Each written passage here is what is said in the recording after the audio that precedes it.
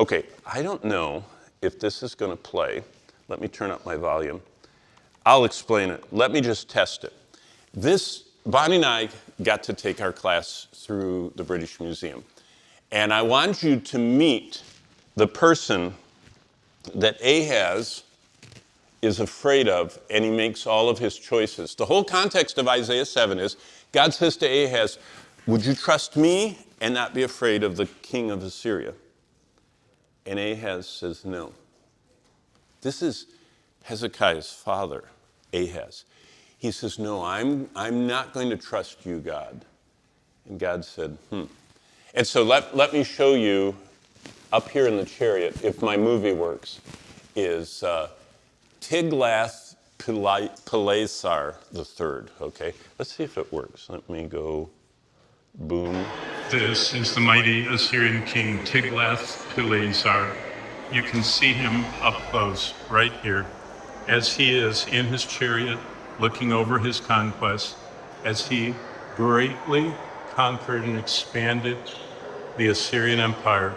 And it shows him bringing back slaves, tribute, flocks in triumph as they brought back to Assyria, pillaged and plundered all the wealth of the Mesopotamian area. This is the king in Isaiah chapter 7 that caused Ahaz to fear, caused Ahaz to copy his altar and pollute Israel, and caused God's wrath to come on Judah. This is also the king that destroyed Samaria and carried them away captive. I don't know how much of that you could hear. All I could hear is the crowd. There were thousands of people in the museum. But the short of it is, this is the palace wall reliefs, rock chiseled memorabilia that King Tiglath, the guy in the chariot, made to show all of his conquests. Now, I've shown you maps, and I'm going to show you a lot more maps, but everybody we're reading about right here in Isaiah 7 are real historic people that show up, in encyclopedias, the National Geographic, any history books. These people are there. Entire museums around the world are built around what they're doing. Now, the context is this. Isaiah is introducing the Messiah. What Isaiah 7 through 12 is about is, are you going to trust God or are you going to fear man? So Isaiah is saying, are you going to trust God or are you going to fear man? Who is the man of the hour? Tiglath. Tiglath-Pileser. He was the current tool Satan was using to make Israel's king, Ahaz, choose between trusting God and fearing man. Now, what is the most repeated negative command from God in the Bible? Do all of you know that? The most repeated negative prohibition. Don't be afraid. Yep, don't be afraid. Literally, fear not. The Hebrew word yarah, fear. Don't fear. Why?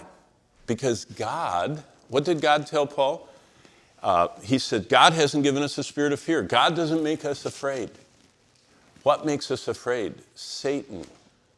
He operates in the realm of fear. People do bad things when they're afraid. If you're afraid, people will lie. People will cheat. People will steal. People do all kinds of horrible, rash things when they're afraid. So most of life is about, when you trust God, you fear not. And that's exactly, 1 Timothy 1:7. God has not given us a spirit of fear. The most repeated command from God negatively is fear not, fear not, fear not. Satan wants us to fear, and when we fear, we start making bad choices. What are the bad choices? Well, God was unveiling for Israel the power of the Messiah. In Isaiah 7:14, let's get to it. This is the great one that introduces Christ. It says, verse 14, I'll start in verse 10. Moreover, the Lord spoke again to Ahaz. That's this king that is supposed to trust God.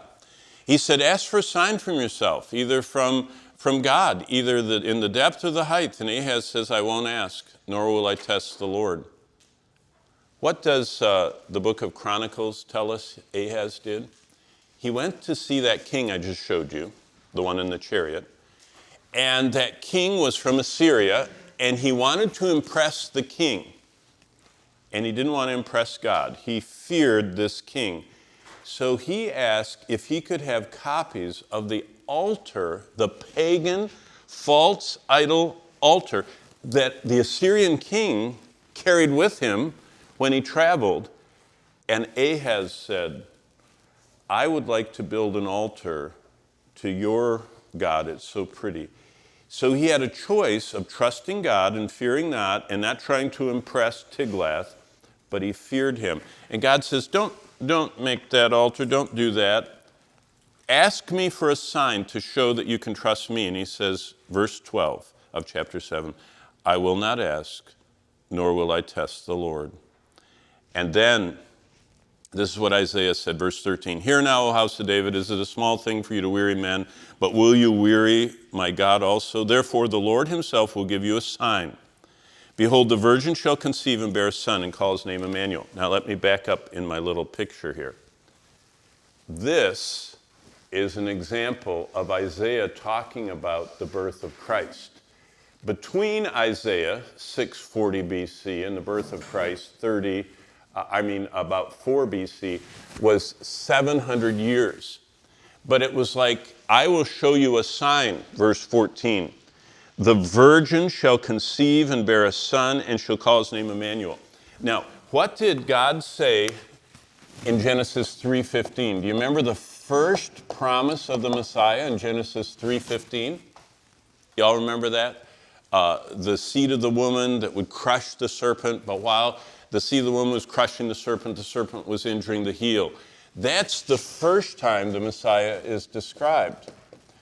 And he is called, his birth, the Messiah's birth, is unique and supernatural.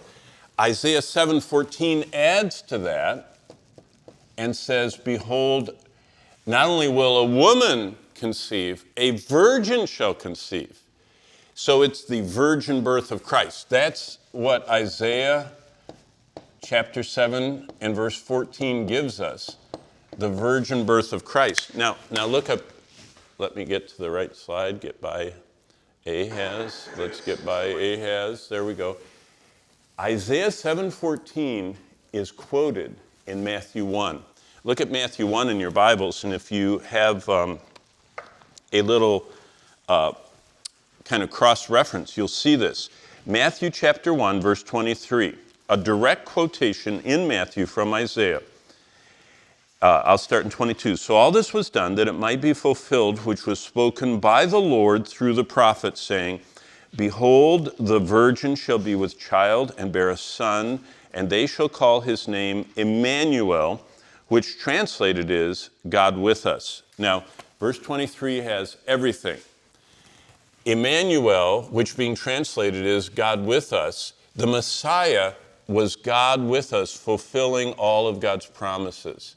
But he would come as the Messiah promised from the Garden of Eden and the fall of humanity into sin through this virgin birth.